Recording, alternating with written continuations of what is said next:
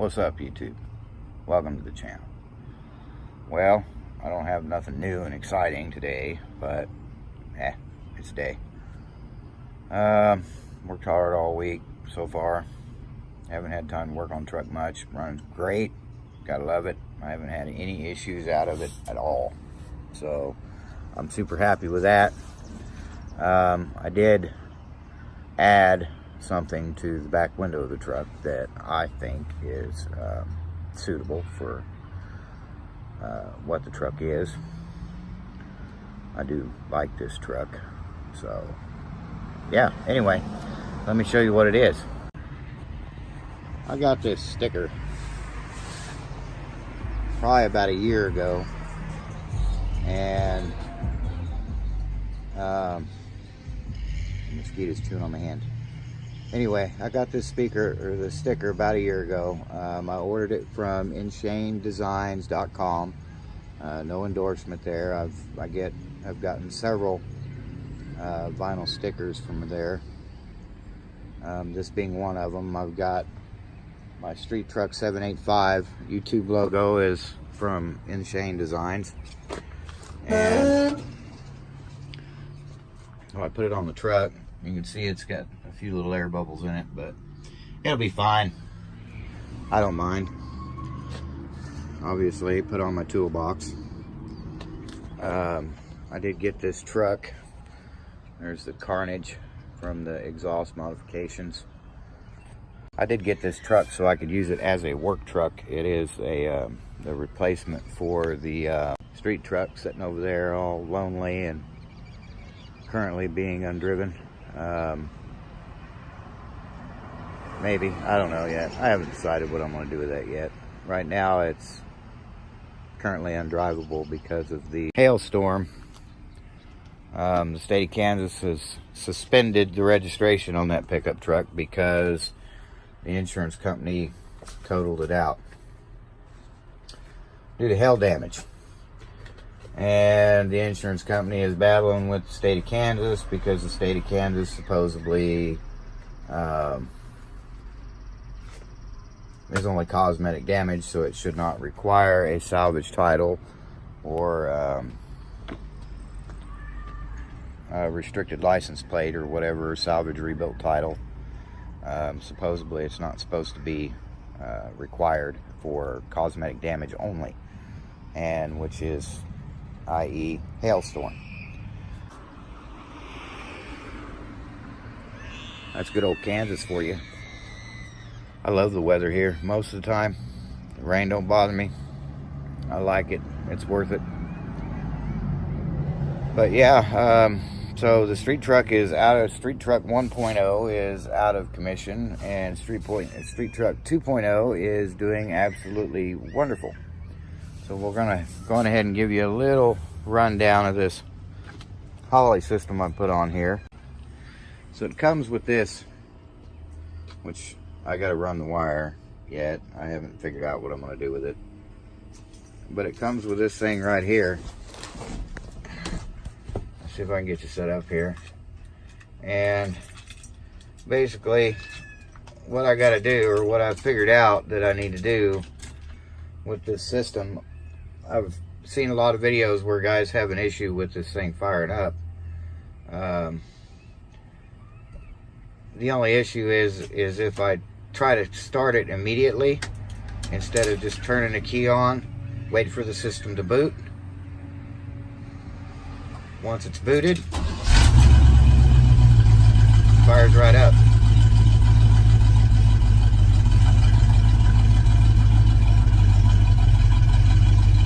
So far, it likes the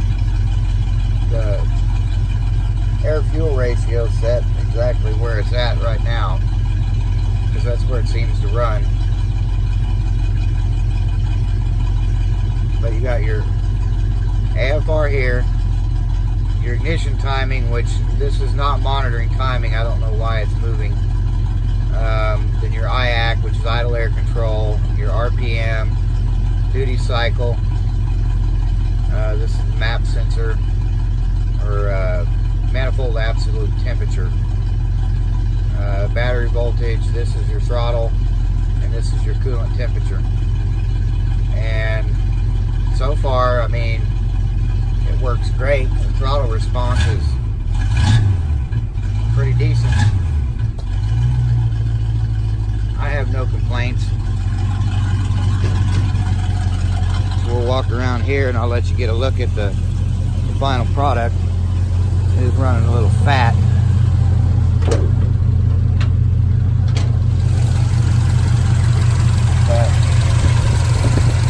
But there's the throttle body.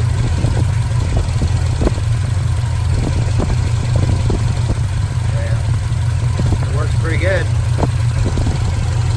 Got the lines there. That's the return. There's the supply.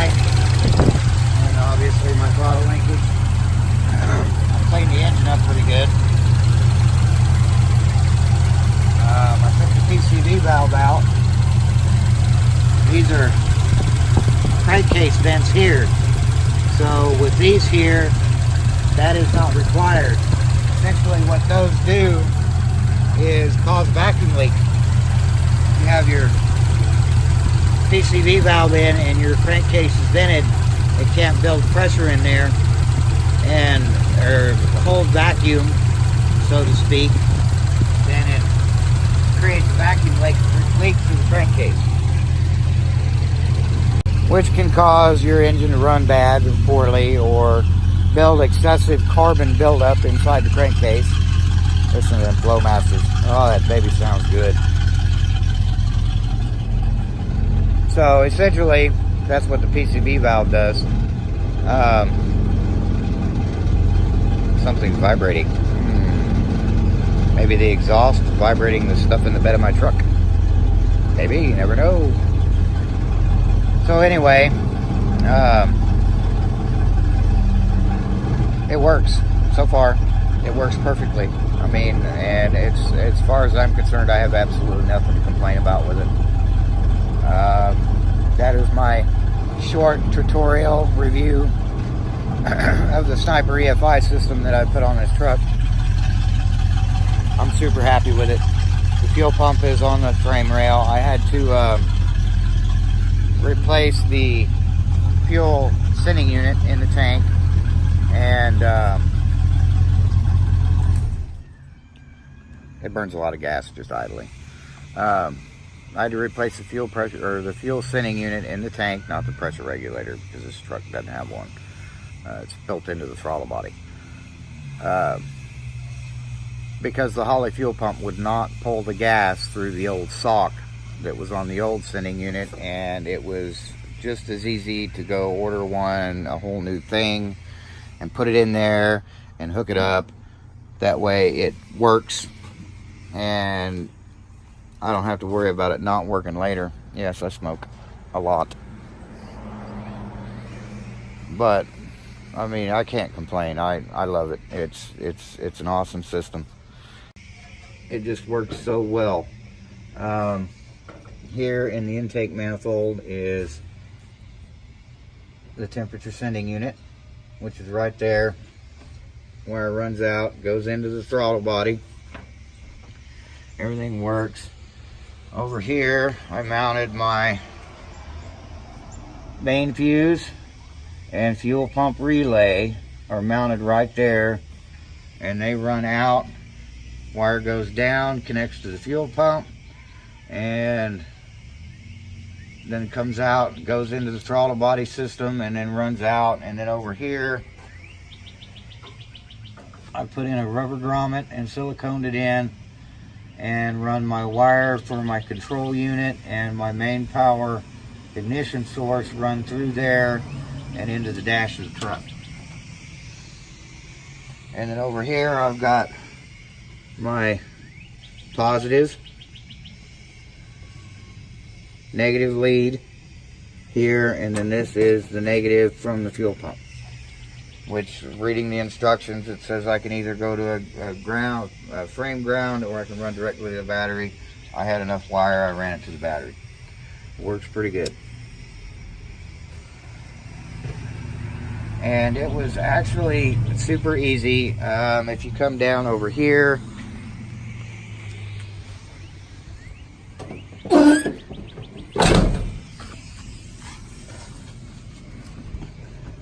there is the oxygen sensor.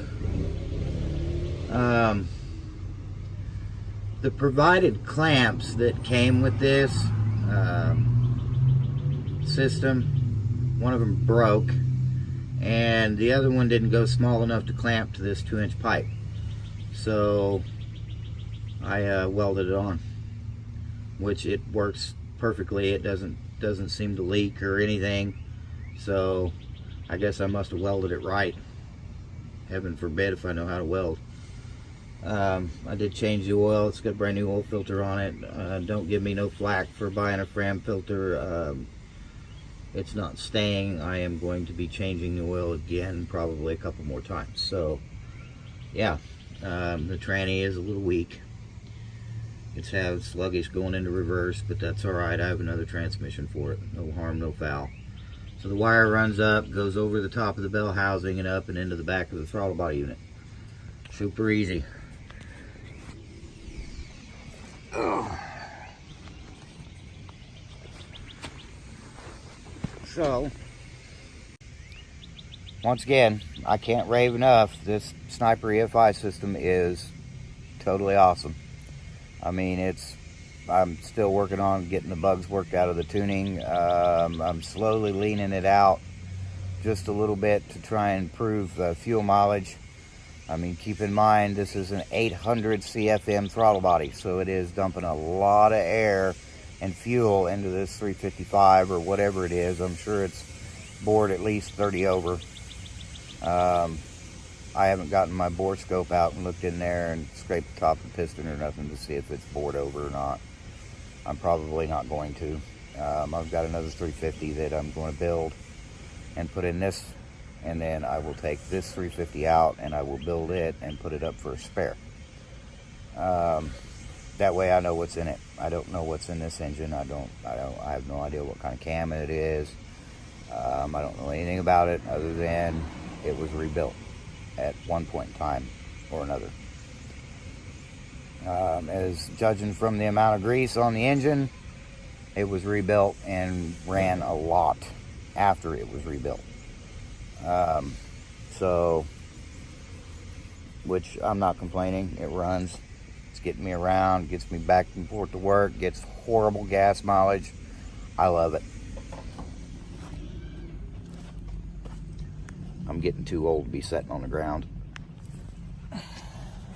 Not really, but anyhow, so that's what I've got for this little ditty. I just thought I'd give you a quick rundown of the installation of the Sniper EFI, and as advertised, it is really easy to install as far as, you know, a fuel injection installation is concerned.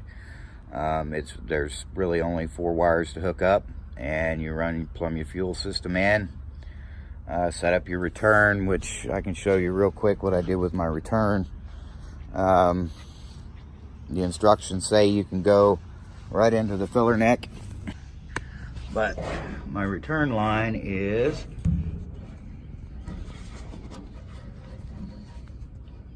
right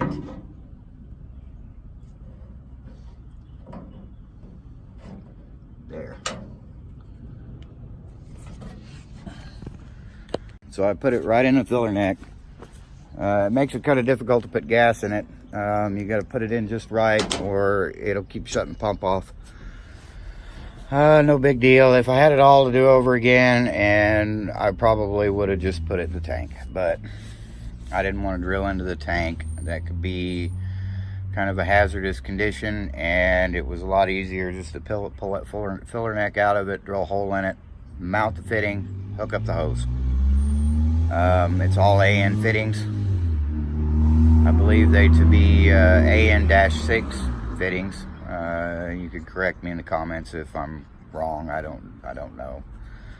It works. I don't care. But I'm happy with it. The thing runs and drives like a champ. So far, I haven't noticed any gas pouring out the side of my truck as I'm driving down the road.